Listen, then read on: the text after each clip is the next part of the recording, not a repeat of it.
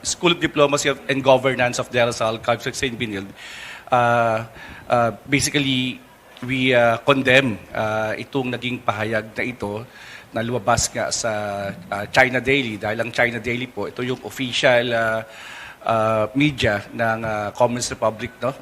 Communist China. No? So, ang sasabi po namin, there's no place sa diplomasya ang racism.